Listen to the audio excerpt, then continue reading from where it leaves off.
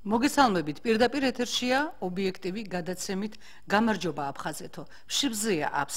მე ვარ ირინა ბოკუჩევა, ჟურნალისტი, ამ გადაცემის ავტორი და წამყვანი. გადაცემის მსვლელობისას დარეკეთ ტელეფონზე 2388 105. ვიყურეთ ტელევიზიით და აგრეთვე ინტერნეტში საიტზე ობიექტივი.net.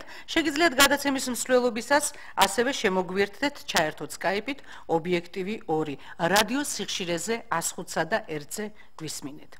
ჩემი გადაცემა დღეს ცოტა სხვანაირად განსხვავებულ ფორმატში დაიწყო და ეს ალბათ გამოწვეულია ქვეყანაში მიმდინარე პროცესებით. ბოლო რამდენიმე დღეა საქართველოში პოლიტიკური პროცესები სულ უფრო მაღალ ტემპერატურას აღწევს, დუღილი აი ამ პოლიტიკური პროცესების და ქვეყნის შიგნით ხდება უამრავი საინტერესო კი არა, ცუდი ამბავი იყო ის, რაც მოხდა საზარელი მკვლელობა, როდესაც მამა საკუთარი შვილის საფლავზე აფეთქებენ. მე მხედველობაში მაქვს ბატონი იურა ვაზაგაშვილის ტრაგიკული სიკვდილი, რომელიც უღმერთოდ დახვრეტილი ზურა ვაზაგაშვილის საფლავზე ააფეთქეს.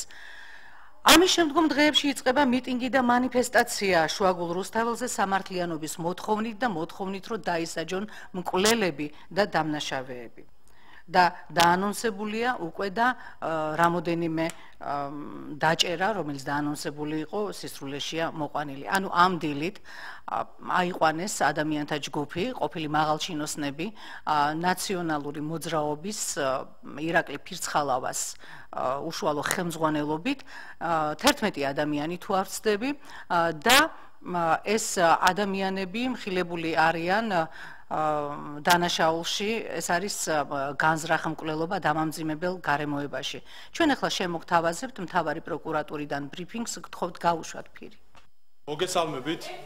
კორტებთან ჩატარებული სპეცოპერაციის დროს მოკლული ზურაბ ვაზაგაშვილის და ალექსანდრე ხუბულოვის საქმე მთავარი პროკურატურის მიერ გახსნილია. განახლებული გამოძიების პირობებში, რომელიც მოიცავდა 150-მდე მოწმის დაკითხვას, მათ შორის ერთი მოწმე დაიკითხა საზღვარგარეთ, 10-ზე მეტი ექსპერტიზის და სხვა მთელი რიგი საგამოძიებო მოქმედებების ჩატარებას, პროკურატურამ გამოკვეთა ზურაბ ვაზაგაშვილის და ალექსანდრე ხუბულოვის მკვლელობის მოტივი. აღადგინა ის სურათი, რაც მოხდა 2006 წლის 2 მაისს კორტებთან ჩატარებული სპეცოპერაციის დროს და დაადგინა, რომ ზურაბ ვაზაგაშვილი და ალექსანდრე ხუბულოვი მოკლულ იქნენ შინაგან საქმეთა სამინისტროს ცენტრალური კრიმინალური პოლიციის დეპარტამენტის დირექტორის ყოფილი მოადგილის ირაკლი ფირცხალავას ხელმძღვანელობით მომხდარი შეიარაღებული თავდასხმისას, რომელსაც ყალბად ყაჩაღობის მომზადების აღსაკვეთად ჩატარებული წარმატებული სპეცოპერაცია უწოდეს. ხსენებულ საქმეზე პროკურატურის მიერ სასამართლოს განჩინების საფუძველზე განზრახ მკვლელობის, მტკიცებულებათა ფალსიფიკაციის და განზრახ უკანონო დაკავების ბრალდებით დაკავებული იქნა 11 პირი. შინაგან საქმეთა სამინისტროს ცენტრალური კრიმინალური პოლიციის დეპარტამენტის დირექტორის ყოფილი მოადგილე ირაკლი ფირცხალავა, ცენტრალური კრიმინალური პოლიციის დეპარტამენტის სამძებრო სამმართველოს უფროსის ყოფილი მოადგილე გიორგი ცააძე, კრიმინალური პოლიციის დეპარტამენტის ყოფილი გამომძიებელი ლევან ბეროძე, შინაგან საქმეთა სამინისტროს ქალაქ თბილისის მთავარი სამმართველოს სპეცდანიშნულების ჯგუფის ყოფილი უფროსი კახაბერ ნაკანი და მისი ყოფილი მოადგილე გიორგი გულბიანი, ასევე სპეცდანიშნულების ჯგუფის წევრები იასონ მილაძე, ალექსანდრე ციმაკურიძე, ზურაბ ჯოხაძე, დავით ალელიშვილი, სოსო ჩაკვეტაია და ალექსანდრე სანიკიძე. ხოლო ერთი პირის კრიმინალური პოლიციის დეპარტამენტის ყოფილ გამომძიებელ გრიგოლ კვინიკაძის მიმართ, რომელსაც დატოვებული აქვს საქართველოს საზღვარი, გამოტანილი იქნა დადგენილება ბრალდების შესახებ. პროკურატურის მიერ ჩატარებული გამოძიებით დგინდება შემდეგი. 2006 წლის მაისში საქართველოს შინაგან საქმეთა სამინისტროს ცენტრალური კრიმინალური პოლიციის დეპარტამენტის ხელმძღვანელი პირების მიერ დაიგეგმა და განხორციელდა სპეცოპერაცია, რომელიც ზურაბ ვაზაგაშვილის და ალექსანდრე ხუბულოვის მკვლელობით დასრულდა. სპეცოპერაციის ჩატარებას წინ უსწრებდა ცენტრალური კრიმინალური პოლიციის დეპარტამენტის დირექტორის მოადგილის ირაკლი ფირცხალავას პირადი დაინტერესება ალექსანდრე ხუბულოვის მიმართ. ასევე იმ პერიოდში სამართალდამცა ორგანოებში დამკვიდრებული დანაშაულთან ბრძოლის, ნულოვანი ტოლერანტობის და კრიმინალთან ბრძოლისათვის სასტიკი მეთოდების პროპაგანდა, რაც გულისხმობდა წინასწარ დამნაშავედ მონათლული პირების ლიკვიდაციას.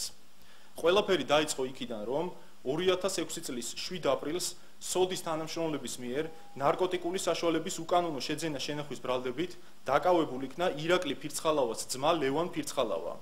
აღსანიშნავია, რომ ლევან ფირცხალავას მიერ დანაშაულის ჩადენის შესახებ ინფორმაცია სამართალდამცავებს მის დაკავებამდე რამოდენიმე დღით ადრე მიაწოდა მოგვიანებით სპეცოპერაციის დროს მოკლულმა ალექსანდრე ხუბულოვმა, რის შესახებაც ცნობილი ხდა ირაკლი ფირცხალავასათვის. მისთვის როგორც შინაგან საქმეთა სამინისტროს მაღალჩინოსნისთვის მიუღებელი აღმოჩნდა მისი თანამდებობრივი ავტორიტეტისა და რეპუტაციის ამგვარი ფორმით საფრთხის ქვეშ დაყენება, რის გამოც გადაწყვიტა ლიკვიდაციის გზით შური ეძია მისი ძმის დაკავების საქმეში მთავარ ფიგურანტ ალექსანდრე ხუბულოვზე.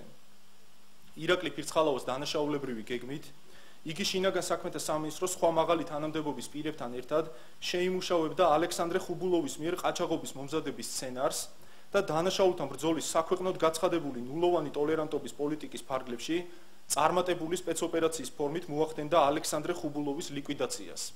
რითაც იგი ერთის მხრივ შურს იძიებდა ალექსანდრე ხუბულოვზე, რომელმაც ამხილა მისი ძმა ნარკოტიკებთან კავშირში, ხოლო მეორეს მხრივ ეს სპეცოპერაცია მას და მის თანამსახველებს დანაშაულთან მებრძოლის სამართალდამცავების იმიჯს დაუმკვიდრებდა. 2006 წლის 1 მაისს ირაკლი ფირცხალავასთვის ცნობილი გახდა, რომ მომდევნო დღეს დილის საათებში ალექსანდრე ხუბულოვი მეგობრებთან აპირებდა შეხვედრას, რის შემდგომაც მათთან ერთად გაემართებოდა ისანი სამგორის რაიონის მიმართულებით. ირაკლი ფირცხალავა საკუთარი დანაშაულებრივი გეგმის განხორციელებას შეუდგა, მის მიერ მობილიზებული იქნა კრიმინალური პოლიციის დეპარტამენტის და სპეციალური დანიშნულების რაზმის თანამშრომლები და დაიწყო სპეცოპერაციის დაგეგმა, რომელიც შეინიღბა ყაჩაღური თავდასხმის მომზადებაში ეჭმიტანილი პირების მიმართ ჩასატარებელ ოპერატიულ სამძებრო ღონისძიებად. 2006 წლის 2 მაისს დაახლოებით დილის 9 საათზე ალექსანდრე ხუბულოვი შეხვდა მის მეგობრებს ზურაბ ვაზაგაშვილს და ბონდო ფუთურიძეს და ზურაბ ვაზაგაშვილის მართვის ქვეშ ყოფი ავტომანქანით გაემართა მტკვრის მარჯვენა სანაპიროს მიმართულებით. ალექსანდრე ხუბულოვი განთავსდა მძღოლის გვერდით წინა მარჯვენა სავარძელზე, ხოლო ბონდო ფუთურიძე ავტომანქანის უკანა სავარძელზე. მოძრაობისას დაახლოებით 09 საათსა და 45 წუთზე ზურაბ ვაზაგაშვილის მართვის ქვეშ ყოფი ავტომანქანა თბილისში მტკვრის მარჯვენა სანაპიროზე მდებარე საჩოგბურთო კორტების მიმდებარე ტერიტორიაზე ბარათაშვილის ხიდის მიმართულებით შუქნიშნის ამგრძალავ წითელ ფერზე გაჩერდა, რა დროსაც კრიმინალური პოლიციის დეპარტამენტის თანამშრომლები სპეცდანიშნულების რაზმის წევრებთან ერთად ავტომანქანებით ახორციელებდნენ მათ თვალთვალს. ამ დროს ირაკლი ფირცხალავას მიერ ხელის რადიოსადგურის მეშვეობით ბრძანების გაცემისთანავე ცეცხლსასროლი იარაღებით შეიარაღებული სპეცდანიშნულების რაზმის წევრები იასონ მილაძე, გიორგი გულბიანი, ალექსანდრე ციმაკურიძე, ზურაბ ჯოხაძე, დავით ალელიშვილი, სოსო ჩაკვეტაია, ალექსანდრე სანიკიძე და კახაბერ ნაკანი გადმოვიდნენ ავტომანქანებიდან და გაემართნენ ზურაბ ვაზაგაშვილის მართვის ქვეშ ყოფი ავტომანქანისაკენ. მანქანასთან მიახლოებისთანავე მიუხედავად იმისა, რომ იმყოფებოდნენ ხალხმრავალ ადგილას, ამასთან ავტომანქანაში მყოფი პირებისაგან არანაირი საფრთხე არ ემუქრებოდათ, ირაკლი ფირცხალავას მიერ წინასწარ შემუშავებული გეგმის შესაბამისად, ყოველგვარი მოწოდებისა და გამაფრთხილებელი გასროლის გარეშე ცეცხლი გაუხსნეს ზურაბ ვაზაგაშვილის მართვის ქვეშ ყოფ ავტომანქანას და მის მგზავრებს. ზურაბ ვაზაგაშვილის სროლებისაგან თავის დაღწევის მიზნით შეეცადა ავტომანქანით გაქცევას. გადავიდა საპირისპირო გზის სავალ ნაწილზე, თუმცა ინტენსიური სროლების გამო დაკარგა ავტომანქანის მართვა და შეეჯახა ფეხით მოსიარულეთათვის განკუთვნილ გზის სავალ ნაწილზე მდებარე ელექტროგანათების ბოძს, რის შემდეგაც ინტენსიური სროლები ავტომანქანის მგზავრების მისამართით კვლავ გაგრძელდა. ინტენსიური სროლების შეწყვეტისთანავე ეგრეთ წოდებული სპეცოპერაციის მონაწილე კრიმინალური პოლიციის დეპარტამენტის სამძებრო სამმართველოს უფროსის მოადგილე გიორგი ცააძე წინასწარ შემუშავებული გეგმის თანახმად ირაკლი ფირცხალავას მიერ ორგანიზებული დანაშაულის დაფარვის, თვითმხილველი მოწმეების განადგურების და წარმატებული ოპერაციის დასრულებაში დარწმუნების მიზნით მიუახლოვდა ზურაბ ვაზაგაშვილის მართვის ქვეშ ყოფ ავტომობილს და თანაქონი ცეცხლსასროლი იარაღიდან მოახდინა საკონტროლო გასროლები. სალონის წინა ნაწილში მჯდომი ზურაბ ვაზაგაშვილის და ალექსანდრე ხუბულოვის მისამართით. ჩატარებული ექსპერტიზებით დადგენილია, რომ ვაზაგაშვილის ავტომანქანის მიმართულებით მოხდა 100-ზე მეტი გასროლა. ავტომანქანას აღენიშნება 97 ცეცხლსასროლი დაზიანება. ზურაბ ვაზაგაშვილის სხეულზე აღენიშნებოდა 8 ცეცხლსასროლი ჭრილობა, ალექსანდრე ხუბულოვს 9 ცეცხლსასროლი ჭრილობა. მრავლობითი ჭრილობები აღენიშნებოდა ასევე ბონდო ფუთურიძესაც. მიყენებული ჭრილობების შედეგად ზურაბ ვაზაგაშვილი და ალექსანდრე ხუბულოვი ადგილზევე გარდაიცვალნენ, ხოლო ბონდო ფუთურიძემ მიიღო სიცოცხლისათვის საშიში მძიმე ხარისხის დაზიანება. აღნიშნულით, დანაშაულებრივი გეგმის პირველი ნაწილი დასრულდა. ამის შემდგომ საჭირო იყო ჩატარებული ოპერაციისათვის კანონიერი სახის მიცემა და ლეგენდის მოგონება, რომ ვაზაგაშვილი, ხუბულოვი და ფუთურიძე გეგმავდნენ ყაჩაღურ თავდასხმას. პროკურატურის მიერ ჩატარებული გამოძიებით დადგენილია, რომ არანაირი ყაჩაღობის მომზადებას ადგილი არ ქონია და ყაჩაღობის მომზადების სცენარი შეთხზულ იქნა ირაკლი ფირცხალავას ორგანიზებით მტკიცებულებათა ფალსიფიკაციის გზით. კერძოდ, სპეცოპერაციის დასრულებისთანავე გამომძიებელ გრიგოლ კვინიკაძის მიერ შედგენილ იქნა ბონდო ფუთურიძის ეჭმიტანილის სახით დაკავების ოქმი. თითქოს იგი ზურაბ ვაზაგაშვილთან და ალექსანდრე ხუბულოვთან ერთად ამზადებდა ყაჩაღურ თავდასხმას. მაშინ, როდესაც არ არსებობდა ყაჩაღობის მომზადების ფაქტის დამადასტურებელი არანაირი მტკიცებულება. შემთხვევის ადგილზე მიყვანილ იქნა ავტომანქანა, რომელსაც აღენიშნებოდა ცეცხლსასროლი დაზიანება წინა საქარე მინაზე. ხსენებული ავტომანქანა განთავსდა ზურაბ ვაზაგაშვილის მართვის ქვეშ ყოფი ავტომანქანის უკან 48 მეტრის მოშორებით. თითქოს და ზურაბ ვაზაგაშვილის ავტომანქანის უკანა საქარე მინიდან განხორციელდა გასროლა, ხოლო ტყვია მოხვდა პოლიციელის მართვის ქვეშ ყოფ ზემოხსენებულ ავტომანქანას, რაც იქნებოდა ერთგვარი საფუძველი ვაზაგაშვილისა და მისი მეგობრების მიმართ ცეცხლის გახსნის. თუმცა მხოლოდ მანქანის დაზიანება არასაკმარისად იქნა მიჩნეული შეიარაღებული წინააღმდეგობის მოსანათლად. აუცილებელი იყო ადამიანური მსხვერპლის არსებობა, რის გამოც კრიმინალური პოლიციის დეპარტამენტის გამომძიებელმა ლევან ბეროძემ თვითდაზიანება მიიყენა მარცხენა ფეხის არეში, რომელიც მან თითქოს ვაზაგაშვილის მართვის ქვეშ ყოფ ავტომანქანასთან შეჯახების დროს მიიღო. ზურაბ ვაზაგაშვილის, ალექსანდრე ხუბულოვის და ბონდო ფუთურიძის მიერ შეიარაღებული წინააღმდეგობის გაწევა აუცილებლად გულისხმობდა ავტომანქანაში ცეცხლსასროლი იარაღის არსებობას. სხვა შემთხვევაში კი ავტომანქანის და მისი მგზავრებისათვის ცეცხლის გახსნა კანონიერ სახეს ვერ შეიძენდა. რის გამოც ირაკლი ფირცხალავას დავალებით შინაგან საქმეთა სამინისტროს თანამშრომლებმა შემთხვევის ადგილზე მიიტანეს და ავტომობილში ჩააწყვეს ცეცხლსასროლი იარაღები, მასრები, რაციები და ყაჩაღობისათვის საჭირო სხვა ნივთები, რითაც მოახდინეს მტკიცებულებების ფალსიფიცირება. გარდა ამისა, საჭირო იყო პირი, რომელიც დააგვირგვინებდა ვერსიას ყაჩაღური თავდასხმის მომზადების შესახებ და აღიარებდა ხსენებულ პირებთან ერთად დანაშაულის ჩადენას. ამ მიზნით 2006 წლის 3 ივნისს საკონტროლო გასროლების განმახორციელებელმა გიორგი ცააძემ აიძულა ედუარდ სინდოიანი ეთქვა თითქოს და ყაჩაღურ თავდასხმას გეგმავდა თანამზრახველებთან, ვაზაგაშვილთან, ხუბულოვთან და ფუთურიძესთან ერთად, რა დროსაც მოხდა ფარული აუდიო-ვიდეო ჩაწერა და მიღებული მასალები მტკიცებულებად დაერთო საქმეს, როგორც ყაჩაღური თავდასხმის მომზადების მტკიცებულება. ირაკლი ფირცხალავას და მის დაქვემდებარებაში მყოფი პირების დანაშაულებრივი ქმედებების შედეგად ზურაბ ვაზაგაშვილი, ალექსანდრე ხუბულოვი და ბონდო ფუთურიძე საქვეყნოდ გამოცხადდნენ ყაჩაღებად. ხოლო შინაგან საქმეთა სამინისტროს კრიმინალური პოლიციის დეპარტამენტი დანაშაულთან ბრძოლის სახელმწიფო მნიშვნელობის საქმეში სამაგალითო უწყებად. მოგახსენებთ, რომ საქმეზე გრძელდება გამოძიება საქართველოს სისხლის სამართლის კოდექსის 109, 369 და 157 მუხლებით, რომელიც სასჯელის სახე და ზომად ითვალისწინებს თავისუფლების აღკვეთას 10-დან 20 წლამდე ან უვადო თავისუფლების აღკვეთას. მოკლედ მე გავაკეთე მიმოხილვა შიდა პროცესებისა, რაც ხდებოდა და ხდება ჩვენს ქვეყანაში ამ ბოლო დღეების განმავლობაში, მაგრამ რა ხდება ქვეყნის გარეთ? ამერიკაში საქართველოს საგარეო უწყობის ხელმძღვანელის მიერ გაკეთებული განცხადება რუსეთთან სავაჭრო ურთიერთობის გაწყვეტის შესახებ. მართალია ამ ფაქტის შემდეგ სოფლის მეურნეობის მინისტრის და აბაშიძის მიერ სხვანაირად იქნა ინტერპრეტირებული, მაგრამ პასუხი თავისუფლების, რადიო თავისუფლებამ გასცა, რომ იქ არავითარი ინტერპრეტაცია არ იყო. ამაზე ჩვენ გადაცემის მსვლელობისას ვისაუბრებთ. ასევე მორიგი განცხადება, რომ სამხრეთ ოსეთმა შესაძლოა ანექსირებული ყირიმის როლი გაეზიაროს. კარასინ აბაშიძის შეხვედრის ფორმატის დახურვა, თუნდაც დროებით, როგორც ამბობენ, მაგრამ ჯერ არ ვიცით. რუსეთ-აფხაზეთის სამოკავშირეო ხელშეკრულების რატიფიკაცია. საქართველოში ნატოს საწვრთნელი ბაზების განლაგების შესახებ გადაწყვეტილების მიღება. როგორ აფასებს ამ მოვლენებს, რა საფრთხეებს ხედავს ნატოს ბაზების საქართველოში განლაგებაში და სად დევს აფხაზეთის და ოსეთის გასაღები, როგორ ხედავს კონფლიქტის მოგვარების გზებს და რატომ აანონსებს გაზაფხულზე ქვეყანაში ვითარების უკიდურესად დაძაბვას. ჩვენი გადაცემის სტუმარია პარტია დემოკრატიული მოძრაობა ერთიანი საქართველოს ლიდერი ქალბატონი ნინო ბურჯანაძე. მადლობთ, რომ მობრძანდით ქალბატონი ნინო ჩემს გადაცემაში საღამომშვიდობის, ვიცი რომ ეთერიდან ეთერში მობრძანდით, უღრმესი მადლობა რომ მეწვიეთ. აი ესეთი სიტუაცია დღეს საქართველოში შიგნით და გარეთ, ესეთი ბექგრაუნდი გვაქვს, ესეთი მოცემულობა გვაქვს. ეს ყველაფერი თავისთავად კავშირშია დამეთანხმებით აფხაზეთთან, იმიტომ რომ აფხაზეთი საქართველოს ნაწილია და ჩვენ არ გვაქვს უფლება რაიმე საკითხი განვიხილოთ მის გარეშე.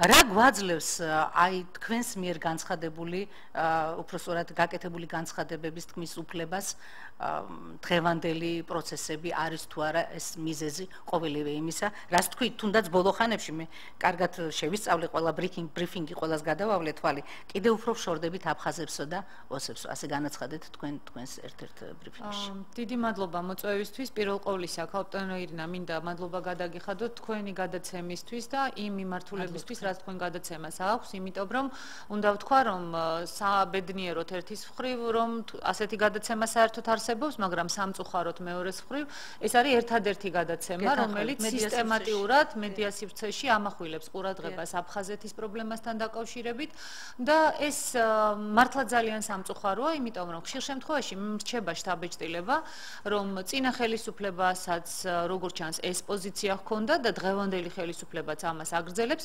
შეგნებულად არიდებენ თავს აფხაზეთის და სამაჩაბლოს თემებზე საუბარს ვინაიდან არა აქვთ გასაღები არა აქვთ კონკრეტული ხედვა არა აქვთ კონკრეტული ესე ვთქვათ ცოდნა და შესაძლებლობა ამ პრობლემების თუნდაც მოგვარების დასაწყისისა მე არ ვლაპარაკობ მოგვარებაზე ბოლომდე იმიტომ რომ ეს რა თქმა უნდა ხანგრძლივი პროცესია აქედან გამომდინარე ურჩევნიათ თემებზე ამ თემაზე საერთოდ არის საუბრონ და ალბათ მიაქცევდით თქვენ ყურადღებას უпростоრად თქვენ მიაქციეთ ამას ყურადღება და იყო კიდეც რამდენადაც მე ვიცი თქვენს გადაცემაში ამაზე საუბარი რომ პრაქტიკულად ჩვენს ხელისუფლებას მოლაპარაკებები რუსეთთან არ უწარმოებია არც აფხაზეთის და არც სამაჩაბლოს მიმართულებით და უფრო მეტიც, როდესაც დაიწყო თავდაპირველად ეს საზღვრის გადმოწევის პროცესი და როცა პირველად სოფელ დიცში გადმოიწია საზღვარმა და მავთუხლართები გაჩნდა, იმის ნაცვლად, რომ ჩვენს ხელისუფლებას მართლაც განგაშის ზარი დაეცა, საგანგებო დელეგაცია გაეგზავნა რუსეთშიც და ყველგან, ამის ნაცვლად გამოვიდა მაშინ ბიძინა ივანიშვილი და ნუ რაც მან თქვა ერთხმად გაიმეორა ბუნებრივია მთავრობამ, გვითხრა რომ არაფერი განსაკუთრებული არ ხდება, ჩვენ პროვოკაციას არ წამოვეგებით, ჩვენ ჩუმად ვიქნებით და ყველაფერი მოგვარდებაო. ხა ბუნებრივია მე არც ვგულისხმობდი იმას რომ პროვოკაციას უნდა წამოვგებოდით და 2008 წელივით ესე ვთქვათ საომარი მოქმედებები გაგვეჩაღებია მაგრამ როგორც მინიმუმ რაღაც ადეკვატური რეაქცია ხელისუფლებას ამასთან დაკავშირებით უნდა ჰქონოდა მე აი ეს განცხადებები რომ ჩვენ აუცილებლად გავხდებით ხვალვე და ზეგვე ნატოს წევრი რომ აფხაზეთში რომ საქართველოში ნატოს ბაზები უნდა განლაგდეს რა თქმა უნდა ეს ჩვენ გვაშორებს აფხაზეთის პრობლემის მოგვარებას იმიტომ რომ ძალიან მნიშვნელოვან წილად ამ პრობლემის მოგვარება ნამდვილად არის დამოკიდებული რუსეთზე, არა 100%-ით, მაგრამ გარკვეული პროცენტით და რა თქმა უნდა რუსეთი სწორედ იმიტომ, ასე ვთქვათ, манипуლირებს აფხაზეთი და სამაჩაბლოთი, რომ მას არ სურს საქართველოში ნატოს ბაზების დაშვება. ამავდროულად ჩვენი ხელისუფლება არაფერს არ აკეთებს იმისათვის, რომ პირდაპირი დიალოგი იყოს ჩვენს აფხაზ და ოს თანამემამულეებთან, რაც არის უმთავრესი გასაღები ამ პრობლემის მოგვარების, იმიტომ რომ ჩვენ თუ არ მოვაგვარეთ ეს ურთიერთობა, ჩვენ თუ არ აღვადგინეთ ჩატეხილი ხიდები, ჩვენ თუ არ დავიწყეთ ესე ვთქვათ ნდობის აღდგენა ჩვენს აფხაზ და ოს თანამემამულეებთან, რა თქმა უნდა, ვერანაირი პოლიტიკური ძალა ამ პრობლემას ვერ მოაგვარებს. ანუ არც ერთი ნაბიჯი არ იდგმება ამ მიმართულებებით და რა თქმა უნდა, ჩვენ ეს გვაშორებს ამ პრობლემების მოგვარებას. ქალბატონო ნინო, ამასთან დაკავშირებით შეგახსენებთ, რომ 23 იანვარს, სწორედ როდესაც რატიფიკაციას ანუ აფხაზეთსა და რუსეთს შორის სამოკავშირეო ხელშეკრულების რატიფიკაციას უკვე მოეწერა ხელი, სწორედ იმ დღეს პარასკევს თქვენი უახლოესი თანამებრძოლი ყოფილი ბატონი ვახტანგ ყოლბაი აფხაზეთის ლეგიტიმური მთავრობის თავმჯდომარე და რამოდენიმე არასამთავრობო ორგანიზაცია და აფხაზეთის მთავრობის წარმომადგენლები შეხვდნენ ბატონ პრეზიდენტს გიორგი მარგველაშვილს და შემდეგ ბატონი ვახტანგი მყავდა მე ეთერში და ვისაუბრეთ რატომ შეხვდნენ რაზე ისაუბრეს და ასე შემდეგ ეხლა ფაქტიურად გითხრათ რომ რაიმე კონკრეტული პასუხი მიმეღო ნამდვილად არ იყო. საუბარი იყო იმაზე რომ არის თუ არა ჩვენი საზოგადოება მზად იმისათვის რომ ჩვენ დავიწყოთ პირდაპირ შეხვედრა აფხაზებთან. ანუ რუსეთის გარეშე ჩვენ მზად ვართო ჩვენო ხელისუფლება მზად ვართო რომ პირისპირ დავსხდეთო აფხაზებთანო. მე ვთხარი რუსული მხარის გარეშე დიახ, რუსული მხარის გარეშეო. და მაგრამ აი საზოგადოება, მოსახლეობა არ არის მზად, რომ ჩვენ შევურიგდეთ აფხაზეთსო და მე უბრალოდ ვიკითხე, რომ შესაძლებელია რეფერენდუმი ჩატარდეს მაშინ. მე არ ამგონია, რომ ეს ვახტანგ ყოლბაიას პოზიცია იყოს, ალბათ პრეზიდენტის პოზიცია. ისაუბრეს. პრეზიდენტი როცა განცხადებებს აკეთებს იმასთან დაკავშირებით, რომ რუსეთის პრეზიდენტს სანამ შევხვდები ჯერ ჩვენს მეგობრებს შევეკითხებიო, ალბათ თავის მეგობრებს ამ შემთხვევაში დასავლეთს უნდა კითხოს, დაიწყოს თუ არა პირდაპირი მოლაპარაკება აფხაზეთთან და ოსებთან. რა თქმა უნდა დაიწყოს და მე არ მეგულება საქართველოში არც ერთი ჭკუატყოფელი ადამიანი, რომელიც არ შეხვდება აღფრთოვანებით იმას, თუ რომელიმე ჩვენი ხელისუფალი გაბედავს და აფხაზებთან და ოსებთან პირდაპირი დიალოგის რეჟიმში საუბარს დაიწყებს. უბრალოდ ამის გამბედაობა ჩვენ ხელისუფლებას არ აქვს და ჩვენი ხელისუფლება არ არის ამისათვის მზად. ისევე როგორც აღმოჩნდა, რომ არ არიან მზად რუსეთთან ურთიერთობისა და რუსეთთან საუბრისათვის და თქვენ აქ მოიყვანეთ ქალბატონი თამარ ბერუჩაშვილის განცხადება, რომელიც აბსოლუტური ნონსენსია, სხვათა შორის მე აქ წამოვიღე სპეციალურად ერთი ფურცელი, რომელიც დღეს ამობეჭდე IPN-ზე გავიდა ასეთი ინფორმაცია, მთავრობა რამდენიმე ქვეყანასთან უვიზო მიმოსვლაზე მოლაპარაკებებს იწყებს.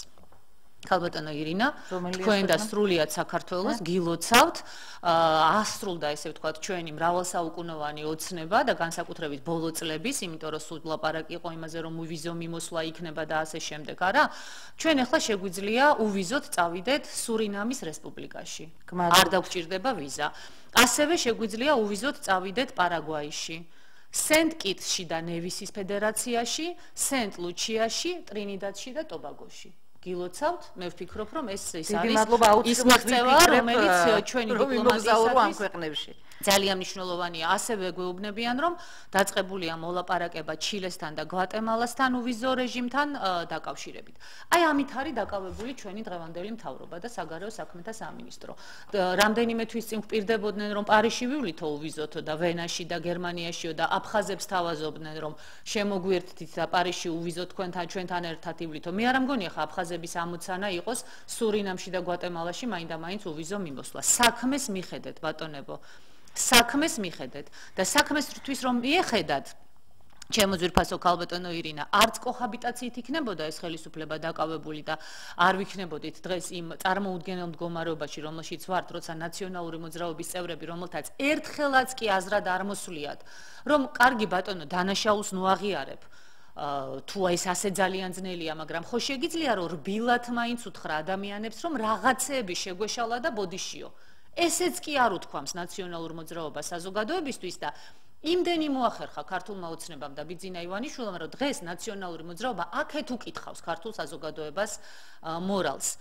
არც ერთი კიდევ დაუბრუნდებითო და გვემუქრებიან უკრაინიდან. აუცილებლად დაბრუნდებიან, მართალია ეს იქნება, ესე ვთქვათ, მათ საბოლოოდ ჩაძინონ. არა, იცით რა შეასაქმე, ღმერთმა ნუქნას, არ გვინდა, ჩვენ რო არ გვინდა ეს არაფერს არ ნიშნავს. სამწუხაროდ ზოგ შემთხვევაში თუ უფრო აქტიურები არ ვიქნებით, მე დარწმუნებული ვარ, რომ კიდეც რომ მოbrunდნენ ნაციონალური მოძრაობა, ეს იქნება მათი ბოლო კუდის მოქნება და საბოლოოდ დასამარდებიან, მაგრამ ეს შეიძლება ძალიან ძვირი დაუჯდეს ქვეყანას, ეს შეიძლება ქვეყანას დაუჯდეს სამოქალაქო ომის ფასად, ძალიან დიდი მსხვერპლის ფასად და ამას ეს ქვეყანა უბრალოდ ნამდვილად ვეღარ გაუძლებს, ან ყოველ შემთხვევაში უმძიმეს მდგომარეობაში აღმოჩნდება. ის რომ ნაციონალური მოძრაობა დღეს ემზადება ხელისუფლებაში მოსაბრუნებლად, ეს არის აბსოლუტურად ერთმნიშვნელოვნად ნათელი ყველა იმ ადამიანისათვის, ვინც მათ იცნობს და ვინც პოლიტიკაში ელემენტარულად ერკვევა. სააკაშვილის განცხადებები იმასთან დაკავშირებით, რომ ის რამდენიმე თვეში დაბრუნდება ხელისუფლებაში და ამისთვის არჩევნები არ სჭირდება, ის რომ ნახევარი ნაციონალური მოძრაობა უკვე მოვიდა ხელისუფლებაში უკრაინაში. ნუ ეხა მე ძალიან მიყვარს უკრაინელები, აი მართლა გულწრფელად გეუბნებით და ძალიან მიყვარს ეს ქვეყანა. ძალიან ბევრი სითბო მაქვს მე უკრაინელებისაგან მიღებული იმ პერიოდის განმავლობაში, როცა მე ესე ვთქვათ, ხშირად ჩავდიოდი ხოლმე კიევში, ხან ვიზიტები იყო, ხან ვთქვათ, პირდაპირ ეთერები მქონდა და საოცარი სითბო მიმიღია ამ ადამიანებისაგან, მაგრამ აბსოლუტურად გაუგნებული ვარ იმ უთავმოყვარეობით, რასაც მე ვხედავ კიევში. ეს უბრალოდ აღარ არის ქვეყანა სამწუხაროდ ბატონი პოროშენკო ახორციელებს და გახდა ესე ვთქვათ ამერიკის პროექტის ნაწილი, რა პროექტის ნაწილიც იყო სააკაშვილი და დღეს აბსოლუტურად იმავე სქემით მიდის მუშაობა კიევში და უკრაინაში როგორც საქართველოში და ამან დამანგრეველი შედეგები მოუტანა უკრაინას. რატო ვერ ხედავენ ამას, ესე ვთქვათ, უკრაინელები, თუმცა ხედავენ მე რამდენადაც არა, უკვე დაიწყო იქ გამოსვლები ანტისამთავრობო. იცით რა საოცრება არის, რომ შენ დასვა, ესე ვთქვათ, უმაღლეს თანამდებობებზე ის ადამიანები, ვინც საქართველოში მართლაც მოსახლეობის საოცარი აღშფოთებით მოშორდა ხელისუფლებას, თუნდაც ესე ვთქვათ 1 ოქტომბერს და ეს ადამიანები გადააქციო, ესე ვთქვათ, რეფორმების სახით, ეს არის საოცარი ცინიზმი. ჯერ ერთი იცით, ჩვენ ახლა თავმოყარე ხალხი ვართ, ესე მგონია ჯერ კიდევ ქართველები, ხო, თუმცა რაღაცეები ისეთები ხდება ხოლმე და ისეთებს ვითმენთ, რომ ხანდახან გიჩდება ადამიანს კითხვა, რომ ვართ კი მართლა ისეთი თავმოყარეები, როცა ესე ვთქვათ, აღარ დამთავრდა ქვეყანაში მესიანიზმი, როცა ერთ ადამიანს თუნდაც ბევრი სიკეთის გამკეთებელს მარტო იმიტომ პოლიტიკურად ყველა ბერკეტი მივეცით, რომ ძალიან ბევრი ფული ქონდა და მისი ხათრით კიდევ პრეზიდენტი ავირჩიეთ და არც დავფიქრდით ვის ვირჩევდით პრეზიდენტად. იცით რა, აი მე მართლა მინდა ვთქვა, რომ ჩვენ რომ უბრალოდ ელემენტარულად ჩვენს ხელისუფლებას სწორი ნაბიჯები გადაედგა. დღეს ნაციონალური მოძრაობა კიევში ხელისუფლებაში ვერ მოვიდოდა. მაგრამ თუმცა დღეს დაიწყო დაჭერების სერია ქალბატონო. არა, ჯერ ერთი რატო დღეს? ამას მსხვერპლად შეეწირა. ხო, მაინც უნდა ასე ვთქვათ, თავისი შვილის საფლავზე მომკვდარიყო იურა ვაზაგაშვილი, რომ ეს საქმე გამოძიებული ყოფილიყო. არ ჭირდებოდა ამ საქმეს 2 წლიანი გამოძიება. სიმართლე გითხრათ, მე ძალიან ეჭვმეპარება იმ ვერსიაში, რომელიც დღეს გახმოვანდა, რომ ფირცხალავა იყო იქ თავი და იმ რეჟიმში, როდესაც ცხვირს ვერ დააცემინებდა ვერავინ ვანო მერაბიშვილს და სააკაშვილს არ ცოდნოდა, ეხა ფირცხალავამ ამ ხელა სპეცოპერაცია ისე ჩაატარა, რომ ამის უკან არავინ არ იდგა, მასზე უფრო მაღალი თანამდებობის პირები. მე ამაში ძალიან ეჭვმეპარება. მეორე დავსვათ კითხვები. რატომ მუშაობენ დღემდე შინაგან საქმეთა სამინისტროში და სამართალდამცავ ორგანოებში, პროკურატურაში და ასე შემდეგ ის ადამიანები, ვინც იყვნენ გარეულნი დანაშაულებებში. რატომ არ იქნა ეს საქმეები გამოძიებული? მე ეს კითხვები დაუსვი სოზარ სუბარს ახლა რამდენიმე წუთის წინ მაესტროში, მაგრამ მან გაიხსენა ყველაფერი და ყველაფერზე ილაპარაკა. და ამაზე პასუხი არ გამცა.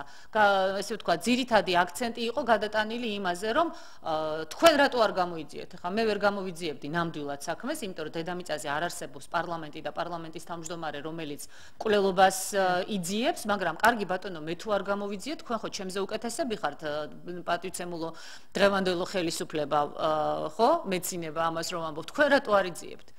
რატო არ იძიებთ 7 ნოემბერს? მე არ მეშინია 7 ნოემბრის გამოძიების. მაგრამ თქვენ გეშინიათ 7 ნოემბრის გამოძიების, იმიტომ რომ რასაც ლაპარაკობდა ძალიან ბევრი ის ადამიანი, ვინც დღეს ქართულ ოცნებაშია ხელისუფლებაში მოკალათებული ბურჯანაძესთან დაკავშირებით, მოუწევს გაჩუმება. რატომ არ იძიებთ 26 მაისს? რატომ არ იძიებთ პოლიციელის ეგრეთ წოდებულ მკვლელობას 26 მაისს, რომელიც დღემდე ჩემ კორტეჟს ბრალდება ფორმალურად და სახურავზე, ვითომ სახურავზე დაღუპული? რატომ არ იძიებთ? იმიტომ რომ არ გაწყობთ, რომ თქვენი ოპონენტი ბურჯანაძე აღმოჩნდეს გაცილებით უკეთეს მდგომარეობაში, ვიდრე თქვენ და ნაციონალურ მოძრაობას ამის სურვილი გაქვთ. თორე რა უნდოდა ქალბატონო ირინა 7 ნოემბრის გამოძიებას? რა უნდოდა 26 მაისის გამოძიებას? 26 მაისის დამბრბევები დღეს მუშაობენ შინაგან საქმეთა სამინისტროში, როგორც ამბობენ, ერთ-ერთი ესე ვთქვათ ადამიანი იყო, მათ შორის ჭიკაიძეც, რომელიც 26 მაისს პოლიციაში მუშაობდა და შინაგან საქმეთა მინისტრად დასვეს და ნახევარი ის ხალხი, ვინც ჩვენ გვირტყამდა და სასიკვდილოდ გაგვიმეტა 26 მაისს და ობიექტივი იყო ერთადერთი ტელევიზია, რომელიც ამას მთელი ღამე გადასცემდა და აშუქებდა. ეს ადამიანები დღეს აბსოლუტური უმრავლესობა იმ ადამიანების, ვინც უკრაინაში იბრძვიან, ყველაზე არ ვამბობ, იქ ნამდვილად არის ერთეული ადამიანები, ვინც გულწრფელად იბრძვიან ყოველგვარი ანაზღაურების გარეშე, მაგრამ 90-95% იმ ადამიანების, ვინც დღეს უკრაინაში იბრძვის, ესე ვთქვათ, ნაციონალური მოძრაობის ესეთი მხარდაჭერით, ესენი არიან ის ზონდერ ბრიგადის წარმომადგენლები, რომლებიც ხალხს სასიკვდილოდ იმეტებდნენ 26 მაისს. და სწორედ ამ ადამიანების გამოყენებას შეეცდებიან შემდეგ სააკაშვილი და მისი ხელისუფლება ქვეყანაში სიტუაციის ასარევად. და ის ფორმა, ქალბატონო ირინა, რა ფორმითაც მოხდა ვაზაგაშვილის მკვლელობა ეს იყო აი საოცარი გამოწვევა მე მგონი დამეთანხმებით რომ აი კინოშიც არ მინახავს მე ესეთი რაღაცა უფრო სიცილიურ მაფიას ხელწერას ხო გვახსოვს ჩვენ სიცილიურ მაფიაზე კინოებიც და წიგნით წაგვიკითხავს ხო მე არ მინახავს ესეთი რამ რომ მამა შვილის საფლავზე მოეკლათ კი შეიძლება შურის ძიების მიზნით მოკლა ვინმე დაუშვათ მოკლული საფლავზე ან ვთქვათ გაცემული ადამიანის საფლავზე მაგრამ შვილის საფლავზე მამა მოეკლათ ეს არ მინახავს და არ მსმენია არსად და ეს იყო სწორედ ის რომ აი ეს იყო გამოწვევა მართლაც სრულიად ქართული საზოგადოების მიმართ და ამ გამოწვევას ქართულმა ოცნებამ პასუხი ვერ გასცა იმიტომ რომ დღემდე არ არის საქმე გამოძიებული ეხლა მე იურისპრუდენციისგან შორს რომ არა ვარ თქვენ ეს ძალიან კარგად იცით ჯერეთი თავადი იურისტი ვარ ჩემი მეუღლე პროკურორი იყო და ძალიან კარგად ვიცი ესე ვთქვათ გამოძიების რაღაცა სპეციფიკა და ნამდვილად შემიძლია გითხრათ რომ ყოველდღიურად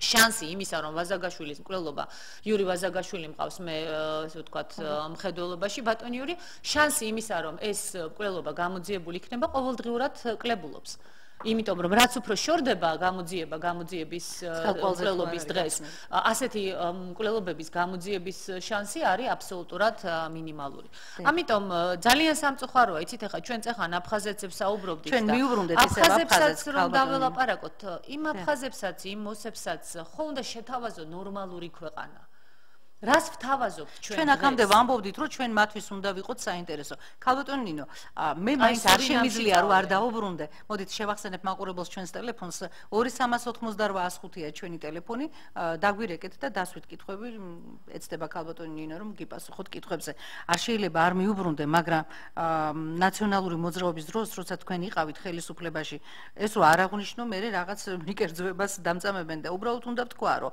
აი მაშინ იყო თუ არა მაშინ სტრატეგიული გეგმა აფხაზებთან ურთიერთობისა იქ მაშინ სააკაშვილმა დაიწყო აფხაზურის სწავლა აფხაზურად მიესალმა მე მახსოვს რაღაც მიტინგზე თუ რაღაც გამოსვლაზე აფხაზებს ოსებს მიესალმა პროექტი შეიქმნა მედიაში მთელი იმისი საინფორმაციო ანუ სხვადასხვა ენებზე და ამავე დროს აფხაზურად და ოსურად იყო თუ არა სტრატეგიული გეგმა აფხაზებთან მიმართებაში რაიმე მოლაპარაკებებზე რაიმე თავდაპირველად იყო ძალიან საინტერესო წინადადებები მე შამბას ჩამოსვლას ხო არ გულისხმობთ როდესაც მე პრეზიდენტის მოვალეობას ვასრულებდი ვარდების რევოლუციის შემდეგ მე შევთავაზე სააკაშვილს და ჩვენს ხელისუფლებას ჟვანიას და სააკაშვილს ეთერში და მოდით მოусმინოთ და მე გავაგზავნოთ გისმენთ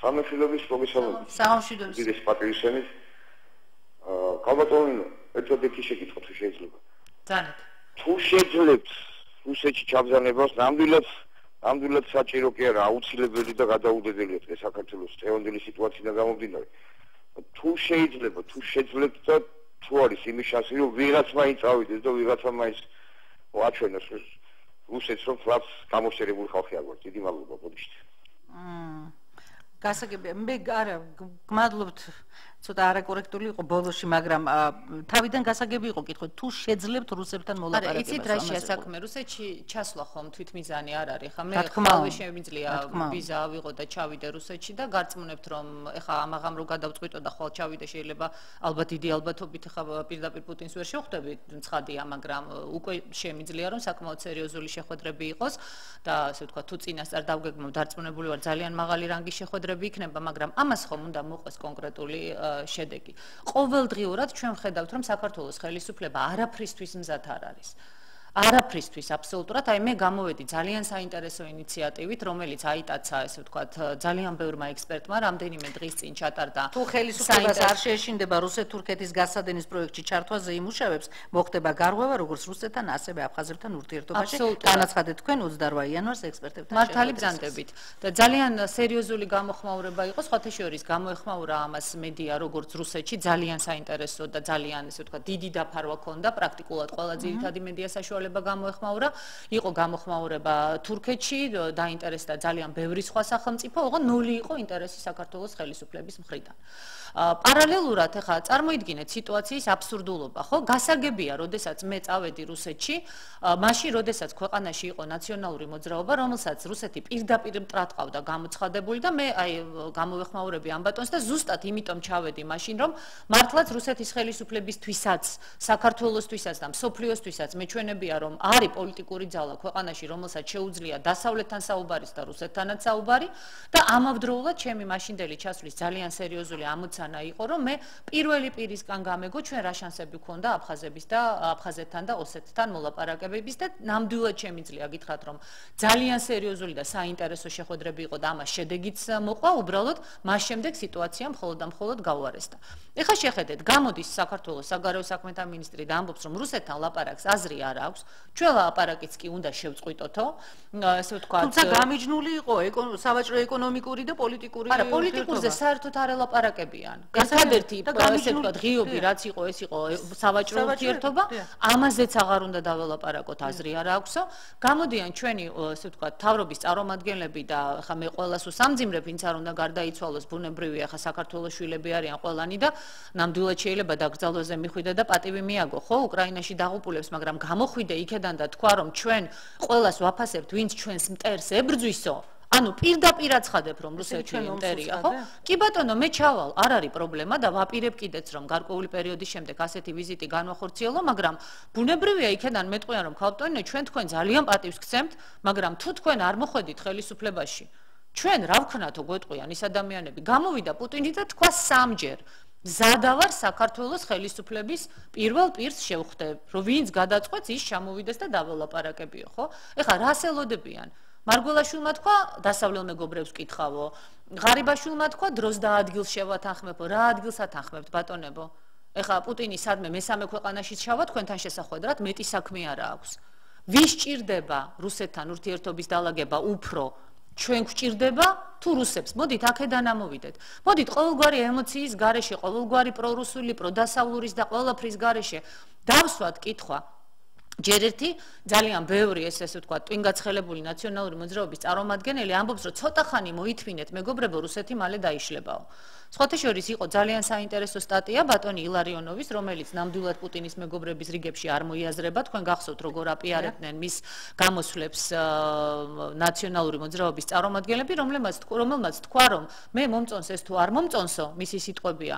რუსეთი ნამდვილად არ დაიშლებაო პირიქით უფრო გაძლიერდება და გაძლიერებული გამოვა ამ კრიზისიდან და უკაცრავად ძვირფასო მეგობრებო მაგრამ უბრალოდ რუქას დავხედოთ მე აღარ მინდა ჩამოთვლა რუქას დავხედოთ რუსეთი რო დაიშალოს ჩვენი ესე ვთქვათ საზღვრები სამეზობლო რა იქნება ის ესე ვთქვათ წარმონაქმნები სადაც თვითონ აქვთ ადამიანებს ძალიან სერიოზული პრობლემები და სადაც შეიძლება ტერორიზმის საფრთხე იყოს უმაღლეს კატეგორიაზე ასული ჩვენ ესე ვთქვათ ნორმალურები ვართ რუსეთის დაშლაზე რო ვლაპარაკობ და გვიხარია ეს პერსპექტივა თუმცა არარეალისტურია და რა დაშლაზე ვლაპარაკობთ ქალბატონო ირინე ხა კარგად ხო უნდა გავაკეთოთ ანალიზი იმაზე ხო არ არის საუბარი თქვენ წეხან ბრძანეთ ნაციონალების მოსვლა არ მოსვლაზე ღმერთმან უკნას ღმერთმა დაგვიფაროსო იმაზე ხო არ არის ჩვენ რა გვინდა რომ ღმერთმა ქნას ან ღმერთმა არ ქნას ჩვენ სულელებზე ხომ არ არის ჩვენ ხო უნდა გამოვიდეთ ობიექტური რეალობიდან და შევხედოთ იმას გავიხსენოთ მეგობრებო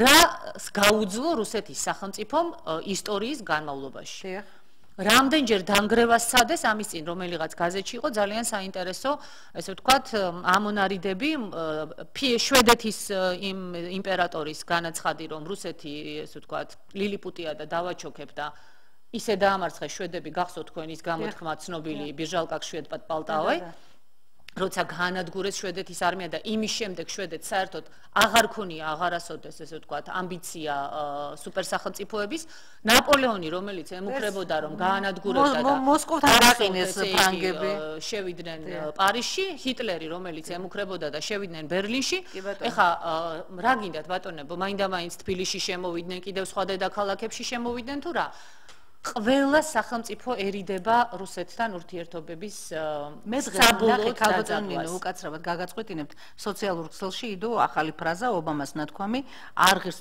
რუსულად იყო не стоит рождавать с Россией არ ღირს მაგათთანო ომის დაწყებაო თვითონ არეუმებიან და თვითონ ობამამ თქვა და ჩვენ ესე იგი და უკრაინისთვის რო ერჩიათ რომ ომი არ დაეწყო რუსეთთან უკეთესი იქნებოდა იმიტომ რომ პოროშენკო მეხა გამოაცხადა 3 დღის წინ ჩვენ ვერ დავძლევთ რუსეთის არმიას ხო რატო დაჭირდა პოროშენკოს ერთწლიანი ბრძოლა თუ რამდენთვიანია, რა ვიცი, რაც აირჩიეს იმისათვის, რომ ამას მიხვედრილიყო ეს მეორე საკითხია, მაგრამ დავაკვირდეთ მეგობრებო, რა ხდება. ევროკავშირმა გააგრძელა პირველი პაკეტი სანქციების რუსეთთან, რაც ეხება, ესე ვთქვათ, ვიზების შეზღუდვას ცალკეული თანამდებობის პირებისთვის, რაც არაფერი არ არის, მაგრამ ეკონომიკურ სანქციების გაგრძელებაზე ძალიან სერიოზული დისკუსია მიდის. რატომ? იმიტომ რომ ჩვენო ეს სანქციები გვაზარალებსო, არა მარტო რუსეთი ზარალდება, არამედ ჩვენ ზარალდებითო. ესე იგი, ყველა საკუთარ ინტერესებზე ფიქრობს. ჩვენც აგვაქვს უფლება მიუხედავად იმისა, რომ პატარა სახელმწიფო ვართ და უფლება კი არა, ვალდებულება გვაქვს. ქალბატონო ირინა, ჩვენს ხელისუფლებას ყველას, რომ პირველ რიგში საქართველოს სახელმწიფოებრივ ინტერესებზე ვიფიქროთ. არის ბატონებო ნატოს ბაზის განლაგება საქართველოს ტერიტორიაზე, საქართველოს ინტერესებში?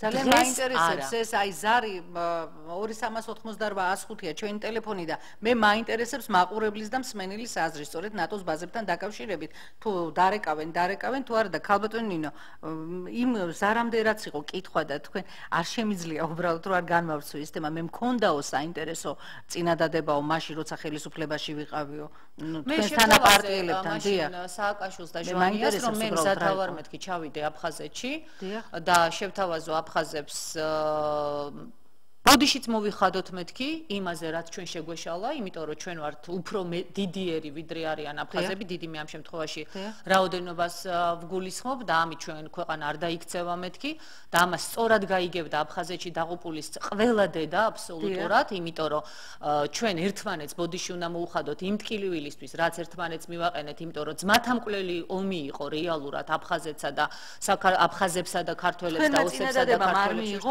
კატეგორიულად ესე ვთქვათ, არ იქნა ეს მიღებული, მაგრამ ნუ შეიძლება მაშინაც სხვა შორის ეკითხვა, რომ არისო ქართველი ხალხი ამისთვის მზადო. გავაგრძელოთ, ქალბატონინო, არ ვალოდინო ზარია ეთერში. გისმენთ? მოგესალმებით. მინდა ჩემი მოსაზრება გამოვხატო თვითონ ნატოს ბაზების განლაგებასთან დაკავშირებით. ჩვენ მასალია საზოგადოებას დიდ ნაწილს მიიჩნევენ, რომ ჩვენ ბრმა ყრუ და ესეთი ხალხი ვართ, ასე ვთქვათ, ჩარეცხილები გაუნათლებელი და ასე შემდეგ. მაგრამ ჩვენ ძალიან კარგად ვაცნობიერებთ, რა საშიშროებას მატარებელი არის საქართველოს ტერიტორიებზე ნატოს ჯარების განლაგება. ეს ჩვენ ძალიან კარგად ვიცით. და კიდევ ერთი, ქალბატონო ნინო, თქვენთან მაქვს ასეთი შეკითხვა. როგორ მიგაჩნიათ იმ პირობებში, როდესაც საზოგადოებაში არის აი ასეთი დამოკიდებულება, არასამთავრობო ორგანიზაციები, რომლებიც აბსოლუტურად ძირის გამოთხელ საქმიანობას ეწევიან. სრული პასუხისმგებლობით შემიძლია განვაცხადო. ხელისუფლებაში, როდესაც წინა ხელისუფლების მეტასტაზები ისე არიან განთავსებული სხვადასხვა შტოებში, რომ იქაც ძირის გამომცხრელია. აი აქედან გამომდინარე და კიდევ ერთი რაც მე მინდა გითხრათ, რომ მთელი პოლიტიკური სპექტრი, სხვადასხვა პოლიტიკური პარტიების ინფრასტრუქტურა შეიძლება ითქვას, რომ რეგიონებიდან და დედაქალაქიდან პრაქტიკულად განვითარებული არ არის. აი ასეთ პირობებში, როდესაც საკადრო მმართველობითი ადმინისტრაციული ხარვეზები არის და ამისი დეფიციტია. როგორ წარმოგიდგენიათ, რა შეიძლება იყოს ჩვენი ხსნა, სად შეიძლება იყოს, როგორ შეიძლება მოლაპარაკება ვაწარმოოთ ჩვენ თუნდაც რომელიმე ქვეყანასთან, როდესაც წინასწარი დაუშვათ მოლაპარაკების სტრატეგია არ არის. თქვენ ძალიან სწორად ბრძანეთ, როდესაც პატარა ქვეყანა კი ვართ ჩვენ, მაგრამ ჩვენ ხომ რეალურად და ეროვნული განვითარების სტრატეგიაც კი არა გვაქვს შემუშავებული. ეროვნული ინტერესებით ჩვენ პრაქტიკულად არ სარგებლობთ, არ ხელმძღვანელობთ. როგორ შეიძლება რომ იყოს, იმიტომ რომ ჩვენ მართლა უიმედობის აი სენში ვართ ბოლომდე ჩართული და ძალიან განვიცდით ამ ყველაფერს. დღეს რო საზღვრები გაიხსნა საქართველოში, მე დარწმუნებული ვარ, რომ შეიძლება მხოლოდ დარჩნენ 1-2 ასე ვთქვათ, მართლა გულშემატკივარი საქართველოში დანარჩენი ახალგაზრდა ყველა წავა, ყველა იმაზე არის ორიენტირებული, რომ ყველგან კარგი არის, სადაც ჩვენ არა ვართ და ყველა გაიქცევა, რა იქნება ჩვენი მომავალი? სახელმწიფო სად იქნება? ან დღეს სად არის სახელმწიფო? თავისი საზღვრებით, თავისი სრული მმართველობით ინფრასტრუქტურით, ამდენს პოლიტიკური პარტიები, რომლებიც არიან მხოლოდ ლიდერები და ზედა ვერტიკალი საერთოდ არ არის. გმადლობთ ყურადღებით. მადლობ ზარ, პრინციპში გასაგებია ქალბატონო. ძალიან დიდი მადლობა, მინდა ამ ქალბატონს ვუთხრა და ესე ვთქვათ, აი ესე ჩამოყალიბებულად ქალბატონო, ჩვენი პოლიტიკოსები რომ ლაპარაკობდნენ ხოლმე, ყველა ალბათ ნამდვილად კარგი იქნებოდა და ამ ქალბატონის ჩართვა კიდევ ერთხელ ძალიან ნათლად აჩვენებს იმას, რომ ნამდვილად არ არის ხა პესიმიზმისთვის, საბოლოო პესიმიზმისთვის საფუძველი. იმიტომ რომ არც ბრმა საზოგადოება არც ყრუ და არც განუვითარებელი და ჩვენი ხალხი ძალიან კარგად გრძნობს, ასე ვთქვათ, იმ ვითარებას, რომელიც არის ქვეყანაში და ანალიზსაც კარგად აკეთებს. მე სხვათა შორის ძალიან კარგად მახსოვს და აი შოკირებული ვიყავი, სიმართლე გითხრათ, ახლა მთლად ასე დეტალურად ცოდნას არ ველოდი, ზუგდიდში მქონდა წინა საარჩევნო შეხვედრა და ისეთი, ასე ვთქვათ, თავმოყრითი შეხვედრა იყო და რაიონებიდანაც, სოფლებიდანაც იყვნენ ჩამოსული ადამიანები და ნუ ეხა იქ მე გავჩერდი ვესაუბრე იმ ადამიანებს და ნუ აბსოლუტურად პოლიტიკისგან თითქოს და მოწყვეტილი ხანში შესული მამაკაცი მესაუბრებოდა და მეუბნებოდა ეს ის დღე იყო, როცა რამდენიმე დღით ადრე ჰქონდა გაკეთებული განცხადება ირაკლი ალასანიას მაშინდელ თავდაცვის მინისტრ რაკეტსაწინააღმდეგო სისტემების საქართველოში განლაგებასთან დაკავშირებით. აი ქალბატონო, ნამდვილად მერწმუნეთ რა, ისეთი ანალიზი გააკეთა ამ გლეხმა კაცმა. რა საშიშროებას მოუტანდა საქართველოს რაკეტსაწინააღმდეგო სისტემების განლაგება და როგორ დაძაბავდა ეს ჩვენს ვითარებას და როგორ არ იყო ეს მისაღები ჩვენი ესე ვთქვათ სახელმწიფოებრივი ინტერესებისათვის, რომ აი მართლა აღფრთოვანებული დავრჩი და ეს პოტენციალი ჩვენს ხალხში არის. უბრალოდ მართლაც ძალიან გაუჭირდა ესე ვთქვათ ჩვენს ხალხს, ჩვენს საზოგადოებას ძალიან ბევრჯერ ადამიანები იმედგაცრუებულნი აღმოჩნდნენ და ამაში თითეული ჩვენგანის ყველა პოლიტიკოსის ზოგის მეტის, ზოგის ნაკლების დანაშაული ნამდვილად არის, მაგრამ ქართველების ნათქვამია ცთაბედის მონახევრიაო, ხო ყოველთვის უნდა ვცადოთ, ყოველთვის უნდა მივიდეთ არჩევნებზე და რაც მთავარია, აი ძალიან გთხოვთ, მაპატიოთ, აი მართლა ძალიან ბოდიშვიხდი ამას რომ ვამბობ, იმიტომ რომ ეს ყველას ნამდვილად არ ეხება, მაგრამ ხო არის რაღაცა რაოდენობა ადამიანების, ჩვენ ხომ ყველა ეს ძალიან კარგად ვიცით, რომ მართალია გაჭირვების გამო, მართალია უკიდურესი უიმედობის გამო, მართალია იმის გამო, რომ ძალიან ძნელია, როცა შენ შვილს შია, წყურია მშობლისთვის წამლის ფული არ აქვს, მაგრამ არ შეიძლება არჩევნებზე არავითარ შემთხვევაში გადაწყვეტილების მიღება იმის გამო, რომ ვიღაცა იმ წუთში დაგეხმარა, ვიღაცა იმ წუთში ვიღაცამ ხელი გამოგიწოდა, ან ვიღაცის იმედი გაქვს, რომ ხვალ შენ ის პრობლემას მოგიგგვარებს საკუთარი ფულით. როგორც ეს ბიძინა ივანიშვილთან დაკავშირებით მოხდა, იმიტომ რომ ყველა თვლიდა, რომ მოდის მდიდარი კაცი, რომელიც ჩვენ ყველას ესე ვთქვათ, გაგვამდიდრებს, კრედიტებს დაგვიფარავს და ასე შემდეგ. უნდა არჩევნების დროს გადაწყვეტილება მიიღოთ თან არა ემოციიდან გამომდინარე. იცით რა, მე ერთხელ ნახევრად ხუმრობით ვთქვი, მიყვარს, არ მიყვარს, მომწონს, არ მომწონს, ასე ავარჩიოთ სარძლო, სასიძო და არა პრეზიდენტი. არა პოლიტიკური პარტია, რომელსაც ვაძლევთ ხმას. გიყვარს და არ გიყვარს კი არა, მოგწონს და არ მოგწონს კი არა, შეძლებს თუ არა იმის გაკეთებას, რასაც ის გპირდება. აი აქედან გამომდინარე მივიღოთ გადაწყვეტილება. ეხლა ადამიანურად მე ნამდვილად არაფერი საწინააღმდეგო არ მაქვს გიორგი მარგველაშვილის და დისკომფორტიც კი მაქვს ადამიანური. გულწრფელად გეტყვით, რომ გიორგი მარგველაშვილის კრიტიკა მიწევს, მაგრამ რა კრიტერიუმით აირჩიეთ ხალხო გიორგი მარგველაშვილი პრეზიდენტად? აი ვინმე დამისახელოს ერთადერთი კრიტერიუმი, რომ ბიძინა ივანიშვილმა გითხრა, რომ ეს აირჩიეთ. სანამ ეს არ დამთავრდება საქართველოში, ნამდვილად არ გამოვა სამწუხაროდ არაფერი, მაგრამ მე იმედი მაქვს, რომ უკვე იმდენჯერ მივიღეთ მწარე გაკვეთილი, რომ რეალობა შეიცვლება. აი ქალბატონმა ბრძანა, რომ აი პარტიების სტრუქტურები რეგიონებში მე ნამდვილად შემიძლია ვთქვა, ეხლა ვიდრე ეთერში წავიდოდი, ქონდა თათბირი და პრაქტიკულად ჩვენ ყველა რეგიონში ძალიან ინტენსიურად მუშაობთ, ჯერ შეიძლება ისე ინტენსიურად არ ჩანვართ, იმიტომ რომ ჩვენი ფინანსური რესურსები გავრცელებული ჭორების და მიუხედავად, ხანდახან ეს ის სურვილია, როცა ჩვენს მილიონებზე ლაპარაკობენ, რომ სურვილი მიჩნდება, რომ მაინც ლაპარაკობენ და ნეტა სინამდვილე შეესაბამებოდეს თქო, მაგრამ ჩვენი პარტიის რესურსები საკმაოდ შეზღუდულია, ამიტომ ჩვენ ჯერ აბსოლუტურ უმრავლესობაში რეგიონებისა, რაიონებისა, მათ შორის თბილისშიც არა გვაქვს ყველგან ოფისები გახსნილი, მაგრამ ბირთვი არსებობს ყველგან და თქვენ ნახავთ, რომ უახლოეს ერთ თვეში, ორ თვეში ჩვენ ყველგან გავხსნით ოფისებს და მაქსიმალურად ღირსეული ადამიანები იქნებიან იქ წარმოდგენილნი. ჩვენ არა ვართ ის ადამიანები, ვინც პარტიაში ყველა მიჩერებია ერთ ადამიანს რა სიტყვის. გარწმუნებთ, რომ ჩვენ ვეძებთ იმ ადამიანებს და მე ყოველთვის ვეძებ იმ ადამიანს, ვისაც შეუძლია განსხვავებული აზრი მითხრას, ვისაც შეუძლია შემომეკამათოს, ვისაც შეუძლია თავისი პოზიცია დააფიქსიროს და არ მეშინია სხვა ლიდერებისგან განსხვავებით, ემან ვინმე არ გამასწრებს. ქალბატონო ნინო, გადაცემის დამთავრებამდე დარჩა 2 წუთი და მე უბრალოდ ვიტყოდი, რომ ყველა ხელისუფლება, ვინც მოდის ხელისუფლებაში, ყოველთვის რა თქმა უნდა, მით უმეტეს აფხაზეთთან დაკავშირებით, იყო დაპირებები ნაციონალების მხრიდან, შემდეგ მოვიდა ოცნება, იქიდანაც იყო დაპირებული, ვიცით რომ არაფერი არ ხდება. თუ თქვენ მოხვალთ ხელისუფლებაში, ჩვენ გვიყურებენ აფხაზეთში, ობიექტივს უყურებენ აფხაზეთში, რას ეთყოდით თქვენ აფხაზებს? რა იქნება პირველი ნაბიჯები, რომელსაც თქვენ გადადგამთ აფხაზებთან მიმართებაში? მოდით აფხაზები და ოსები ესე ვთქვათ, იმიტომ რომ ორივენი ჩვენი სისხლი და ხორცი არიან, მე ასე ვთვლი. პირველ ყოვლისა მე მართლაც გადავდგამ იმ ნაბიჯებს, რომ დაიწყოს პირდაპირი საუბარი, მე არ შემეშინდება იმისა, რომ ჩავიდე, დაველაპარაკო, შევხვდე ამ ადამიანებს, ვისაუბროთ იმაზე, რამაც გამოიწვია ეს ჩვენი ტრაგიკული, ესე ვთქვათ, ურთიერთდაშორიშორება, ნამდვილად არ შემეშინდება ამაზე ძალიან ღიად საუბარი და ერთი რამ შემიძლია ვთქვა. მე ზუსტად ვიცი, ირინა, ზუსტად ვიცი ეს, რომ აფხაზებმაც და ოსებმაც იციან, ისევე როგორც სხვათა შორის რუსებმაც იციან ეს, ამერიკელებმაც იციან და ყველა, ესე ვთქვათ, იმ ქვეყანამ, რომელიც ჩვენი ქვეყნის პარტნიორი ან ესე ვთქვათ, არაპარტნიორია.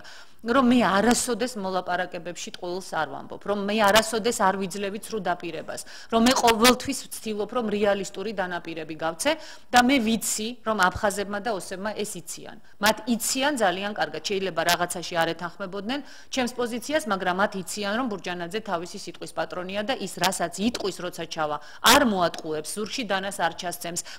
იქედან გამობრუნებული, ესე ვთქვათ, საომარ მოქმედებებზე ფიქრს არ დაიწყებს და მე ნამდვილად შემიძლია ვთქვა, იცით, მოდით პირდაპირ ვთქვათ, ეხლა მეც ხანდახან გულწრფელად გეტყვით ახლა, როცა ჩვენს ხელისუფლებას ვუყურებ, როცა ჩვენი პირველი პირების განცხადებას ვუყურებ, როცა ესე ვთქვათ, ვიხსენებ ბოლო არჩევნების შედეგებს მიუხედავად იმისა, რომ манипуლირებული იყო, ნუ ახლა ხანდახან კი გაბრაზდები ხოლმე, ხო, ადამიანი, ახლა პოლიტიკოსიც ადამიანია და ნამდვილად აი გუშინ წინ ისე ადამიანურად ავხშფოთი, როცა ბერუჩაშვილის განცხადება წავიკითხე, რომ ვთქვი, რომ ბოლოს და ბოლოს ეს ქვეყანა მარტო ჩემი ხომ არ არის. მაგრამ ჩემი და თქვენიც არის და მე მინდა რომ ამ ქვეყანაში ჩემმა თქვენმა შვილებმა იცხოვრონ ისე რომ გაქცევა აღარ უნდოდეთ ქალბატონო ამ ქვეყნიდან ჩვენ შვილებს და ჩვენი შვილები დარჩნენ იქ სადაც მე და თქვენ და ასე ვთქვათ ჩვენი მშობლები იქნებიან დასაფლავებული და მე შემიძლია ამის გაკეთება შემიძლია იმიტომ რომ მე შემიძლია აფხაზებთან საუბარი შემიძლია ოსებთან საუბარი შემიძლია რუსებთან საუბარი და შემიძლია დანარჩენ მსოფლიოსთან საუბარი მოკლედ თქვენ იტყოდით აქავდგავარ და სხვაგვარად არ ძალმიც ესეა ნამდვილად იმიტომ რომ თქვენ ყველამ ძალიან კარგად იცით რომ მე თავისუფლად შემეძლო წავსულიყავი საზღვარგარეთ და ყოველგვარი ესე ვთქვათ ნერვების გატოკების გარეშე მებრძოლა ამის ნაცვლად მე ნამდვილად არავის არ ვამადლი ღმერთმა დამიფაროს ეს ჩემი ვალდებულება იყო ჩემი ქვეყნის და ჩემი სინდისის წინაშე მე ესე ვთქვათ რა ვიცი ხა ოდესმე ალბათ ითქმება სიმართლე ყველაფერზე იმ პერიოდზეც როცა მე ხელისუფლებაში ვიყავი და იმ პერიოდზეც როცა მე რომელსაც ხშირად გახსენებდი ოპოზიციაში არაფერი არ ამას გასახსენებელი არა ვიცი ქალბატონი რომ თქვენ ყოველთვის ამას აფიქსირებთ ვთქვათ ყველაფერს ვაკეთებდი ჩემი შესაძლებლობის დაფარგლებში უბრალოდ არ ხვიროდი და ამაზე დიდ ფულს ვერ დავხარჯავდი რომ ეს გამეპიარებდი დიდი მადლობა ქალბატონ ნინო რომ გვესტუმრეთ ხევანდელ ეთერში ძალიან საინტერესო ეთერი იყო მე ვფიქრობ პარტია დემოკრატიული მოძრაობა ერთიანი საქართველოს ლიდერი ქალბატონ ნინო ბურჯანაძე იყო დღეს ჩვენი გადაცემის სტუმარი მე კი მომავალ შეხვედრამდე გემშვიდობებით აბზიარებზე ყალაით